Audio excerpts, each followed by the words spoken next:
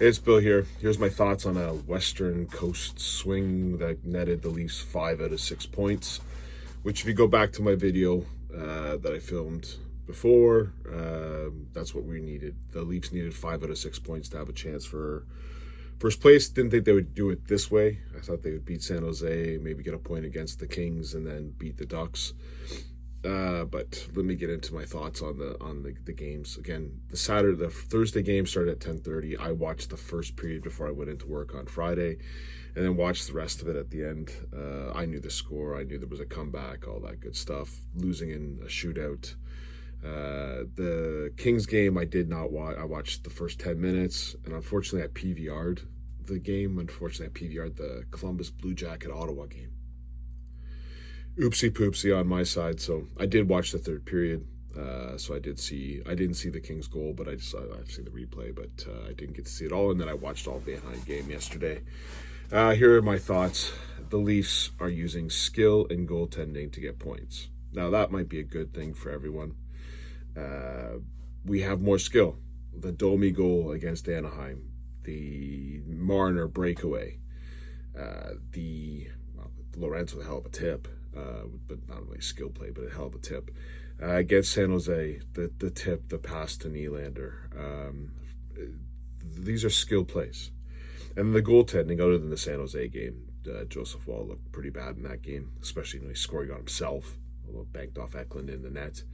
But I thought Stolarz was awesome on Saturday, and let's face facts, Joseph Woll stole the game yesterday. He didn't look comfortable in the net, so I was a little nervous, but he did play well. So the Leafs are using skill and goaltending to win games. I will ask anyone that's watched those 3 games, did the Leafs outwork the other team? Did they outwork the San Jose Sharks? The answer is no. Watch the game. The San Jose Sharks outworked them at all costs. The Kings, you could argue it was pretty close in terms of outworking, and you just had Matthews go crazy in the last period to win that game. Controversial high stick. Was it a high stick? To me, both of them were high sticks, even the one with Marner tonight. But at the end of the day, Matthews took that game over against the Kings, and they got the win. So, but again, it was so maybe you could give me a little bit of an argument that the Leafs might have been at least on the work against the Kings. Anaheim Ducks just completely outworked the Leafs tonight. It's crazy to me. It's just insane. I don't understand. The team's just built for skill in goaltending, and skill in relying on your goaltending. The defense tonight. Whew, I think there were a couple people that had it against the Kings. There were a couple bad. San Jose was insane, and then you had classic Leafs. You had Nylander show up for one game, didn't show up for the next one. This is classic. This is what the Leafs do. What it will not translate into is good playoff hockey. You're not going to outskill. You can maybe out goaltending, but you're not going to outskill anyone. You've got to work harder than the other team, and that's what this team is lacking. I'm waiting for it. Like we got Scotty Too Rotten. What does this guy do? Okay, here's your Scotty Too Rotten report. We got a goal against San Jose from the blue line. We got an assist on a great play by Mini Domi tonight against Anaheim. And his other totals are 0, 0, 0, -2 in his last 5. He's got 4 shots on net in his last 5 games. It's a joke. Scotty Too Rotten. The first goal for Anaheim, he made a horrible pass back to Tanev. It then didn't cover. The third line at no point is a defensive line. It's not. Robertson on the line it makes it even worse. The line can't play defense. Third line defense. You can't have Domi, Scotty Too Rotten, and it was Kelly Yarncock tonight. They're running around. They don't play defense in their zone. I don't understand. Scotty Too Rotten is going to be one of the worst trades. And I know the John Kordic for Russ Courtnall. I know the Tyler Seguin that turned out to be, or Phil Kessel turned out Tyler Seguin, and I think it was Dougie Hamilton. I know all those trades, okay? I got them all. I'm telling you, Scotty Too Rotten is a bat. He ain't going to do nothing. It's insane to watch this guy. He would not be playing. He would be to me, he would be in the press box if he wasn't traded for a first-round pick in Nikita Grabankin, because he's been that awful on the ice.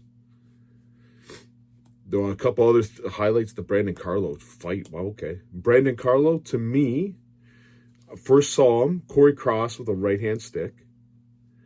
He seems to be offering a little bit more to the party now. Although he's playing with Morgan, really. So it doesn't.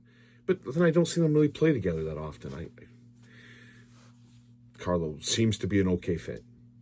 He seems to be an okay fit. He doesn't do anything that would make me go, wow, that's Chris Tanev. He ain't Chris Tanev.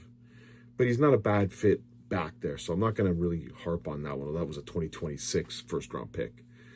But Scotty Too Rotten, Jesus, that is bad. Man, he's bad. Anyways, and then I'm going to hear about my Johnny T having some nights. 9 points in his last 5 games. He scored 2 goals against the Kings. The 2 goals were scored because Austin Matthews and Mitch Marner put on a display on a power play, and he tapped it in. And then he got an empty net goal, which he did work hard for. So you Johnny T fans, I'm not going to just jump. He did work hard to get it. He tipped in a puck against San Jose. Let's explain Johnny T for everybody. Great regular season player. Great power play player. Wait till the playoffs come, and he's looking at Braden Point, or he's looking at Sam Bennett, or he's looking at Tim Stützle, who are going to eat him alive for dinner and spit him out. Playoffs are different, guys. Everybody. Playoffs are different. I'm hoping, please, I'm not here. I hope Johnny T scores 50 friggin' goals in the playoffs. I just don't think he is. I'm giving you my analysis. I don't think he is. He can't skate. And if Nylander shows up, he does pretty good. When Nylander doesn't show up, he doesn't do very good. Putting Bobby McMahon on that line over Holmberg is way better. But let's have our Johnny T celebration party. Let's get some tacos and Kool-Aid for everybody. Let's have a sip, eat some tacos, enjoy ourselves, and think, yeah, Johnny T is the best thing since sliced bread. He is not. He can't run a line by himself. Name another $11 million player that can't run a line by himself, please. I'm waiting. Oh, Marner and Matthews? So they put them together. But I'm thinking if you just, I've seen Matthews out of the lineup, I've seen Marner out of the lineup, I see what happens. They can run a line. Name another $11 million. Name another $10 million player over that can't run his own line. Yeah, we got one of them. Oh, but Billy's going to sign for $5-6 million next year. Yeah, okay. We'll see what happens in the playoffs. I'm sure if the Leafs lose in the first round, you don't want Johnny T or Mitchie. You want to take the $22 million and spend it somewhere else. Anyways, again, my thoughts on the Anaheim game. I was just disgusted. You can't. What? I'm nervous against it. I get it. Okay, I'm going to hear about the tired thing again. Is that what I'm going to hear about? Tired. They're tired. They're on the road all the time. They lack the skating. The Anaheim's not they're a young team, hungry team. You could see them outworking the Leafs all over the place. But these Bill's the meaningless game. They're trying to get first in the East, I guess, to play Ottawa. So they're either going to play Tampa, Florida, or Ottawa. Take your pick.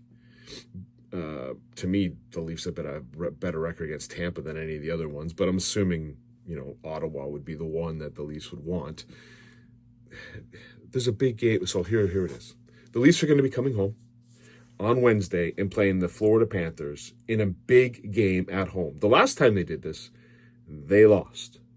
This time, Florida's got Marchand.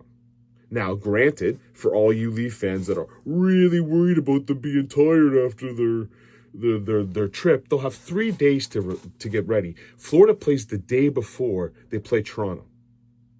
They play Montreal before they play Toronto. So they should be the tired team. The Leafs have to win this game. Their best players have to show up and win this game. They do that, they got a chance of winning first. They lose this game against Florida, we're playing Florida or Tampa Bay.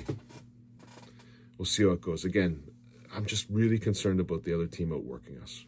It's happening just far too often. And against Anaheim, they got outworked. Wall did good, and we had 2 great plays of skill and a hell of a tip in.